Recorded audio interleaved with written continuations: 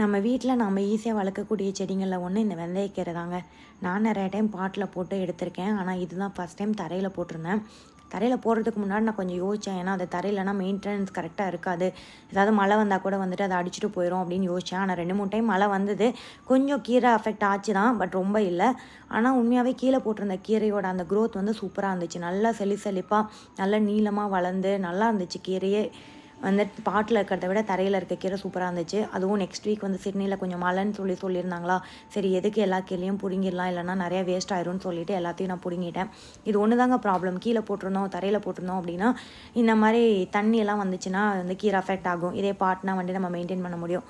But ஆனால் நான் நினச்சேன் ஒரு ரோ தான் போட்டிருக்கேன், எவ்வளோ வரப்போகுதுன்னு நினச்சேன். ஆனால் உண்மையாகவே ஒரு கத்தை கீரை வந்துருச்சு. சரி ஃப்ரெஷ்ஷாக அப்படியே கிச்சனுக்கு எடுத்துகிட்டு போய் மதியம் லஞ்ச் சமைச்சிடலாம் அப்படின்னு சொல்லிட்டு கீரை போட்டு ஒரு கூட்டும், அதுக்கப்புறம் கீரையை வந்துட்டு நல்லா கட் பண்ணி போட்டு ஒரு முட்டை பொடி மாசும் பண்ணியிருந்தேன். சூப்பராக